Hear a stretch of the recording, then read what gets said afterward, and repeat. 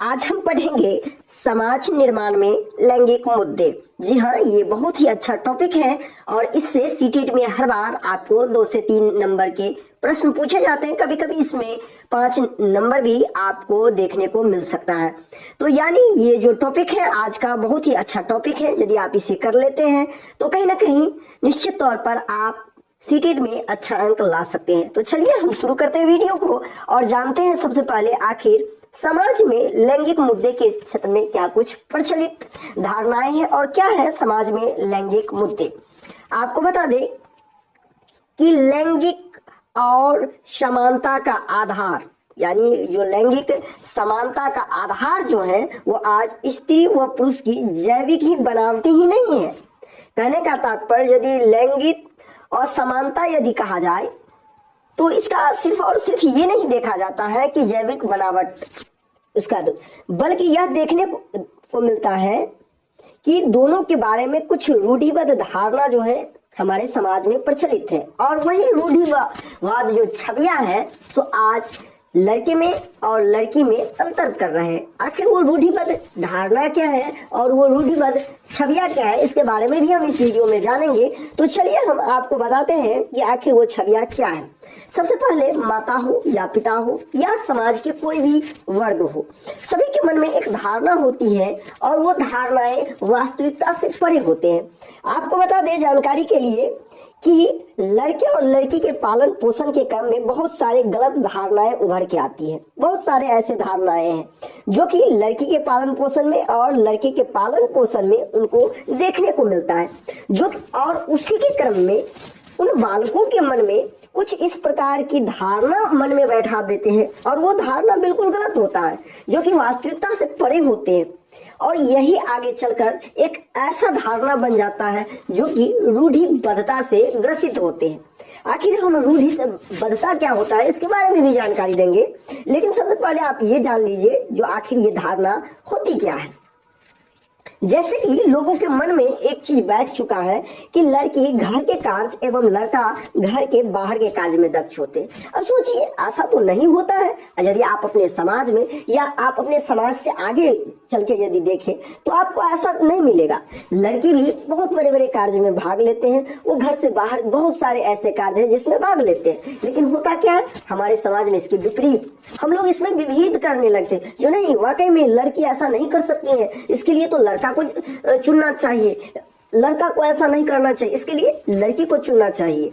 तो ये जो धारणाएं मन में बैठती है यही एक रूढ़िबद्ध धारणा है जो कि समाज में हमेशा से एक पूर्वाग्रह की तौर पर देखा जाता है, यानी कि ऐसा ग्रहण लग जाना जो वास्तविकता में तो है नहीं। इसके बारे में हम और ही आपको वीडियो में डिटेल से बताएंगे और इसका एक बहुत ही छोटा सा ट्रिक भी आपको हम लास्ट में बताएंगे जिसके आधार से आप इस चैप्टर से कोई भी प्रश्न को बिल्कुल सटीक में आप सॉल्व कर सकते हैं। तो यह तो था आपका रूढ़िबद्ध धारणा। अब देखिए जैसे कि आपके विद्यालय में मान लीजिए कोई कार्यक्रम का स्टार्ट हो रहा है तो देखिएगा उस विद्यालय के जो प्रबंधन समिति होते हैं यह पहले ही स्पष्ट कर देते हैं कि उसमें गायन की जो काम करेंगे वो लड़की करेगी, अर्थात स्वागत गीत गाना हो, अर्थात पकवान बनाना हो, अर्थात जो मेहमान आने वाले उनका स्वागत करने वाले हो उसमें लड़की को आगे करते हैं। लेकिन कभी आपने सोचा ऐसा क्यों?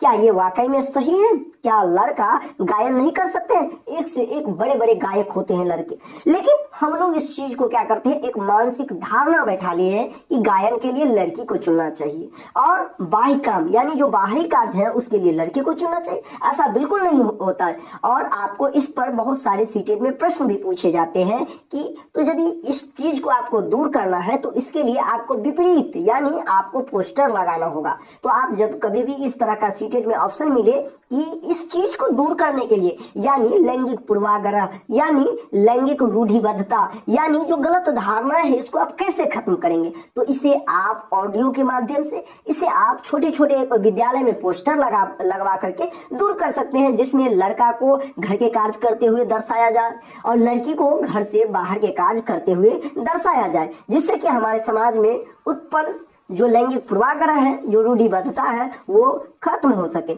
जिससे कि आप देखिएगा विद्यालय में ये इंडिकेट कर दिया जाता है कि लड़के को खेल खिलवाना है, यानी लड़का खेल खेलेगा। क्या लड़की खेल नहीं खेल सकती है? बिल्कुल खेल सकती है। आज आप देख सकते हैं क्रिकेट, महिला क्रिकेट भी होता है। क्यों?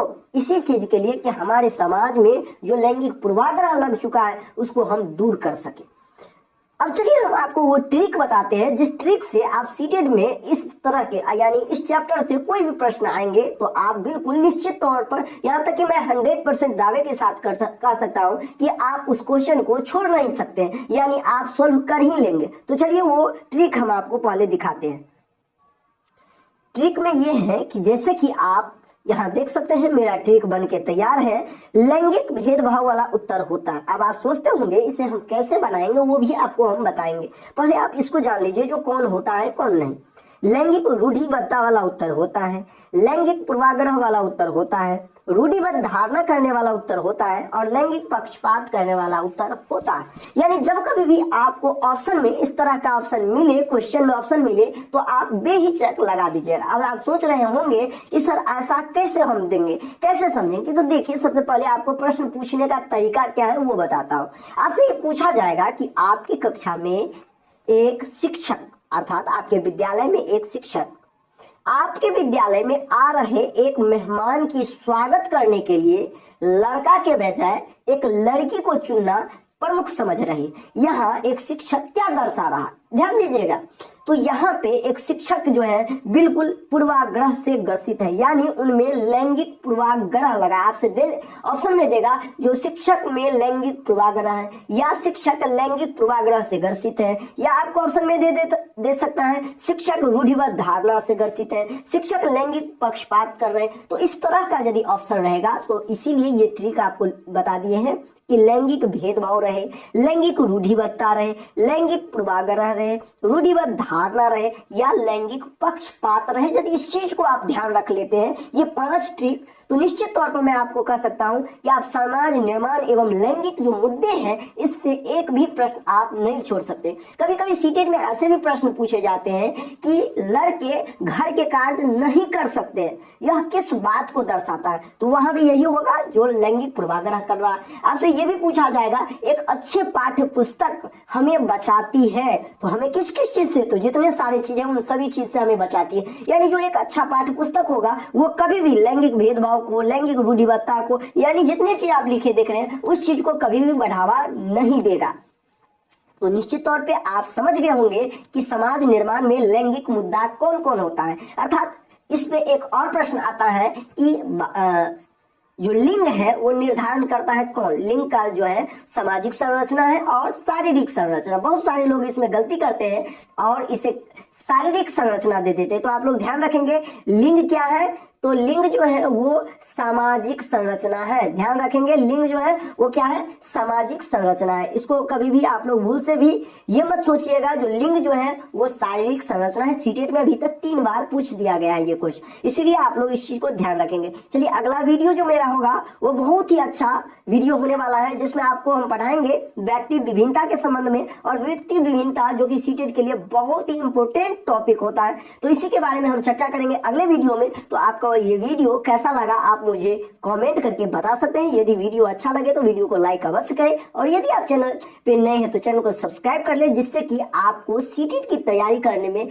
किसी प्रकार की दिक्कतें नहीं हो। आप मुझे कमेंट कर सकते हैं, आप हमें प्रश्न पूछ सकते हैं, और आपको यदि कोई भी समस्या हो तो आप मुझे जरूर कमेंट कीजिए। मैं उस पर वीडियो आपको बनाऊंगा। कौन सा टॉपिक आपको अच्छा नहीं लगता है, कौन सा टॉपिक आप समझने में दिक्कतें हो रही, हम सभी एक एक टॉपिक पर आपको सीटेट से संबंधित जानकारी प्रोवाइड करते रहेंगे। तो आप चैनल पे नए हैं तो सब्सक्राइब अवश्य कर ले, साथ ही साथ बेल आइकन दबा ले। अभी के लिए बस इतना ही। बने रहे मेरे YouTube channel CTT success classes को। धन्यवाद।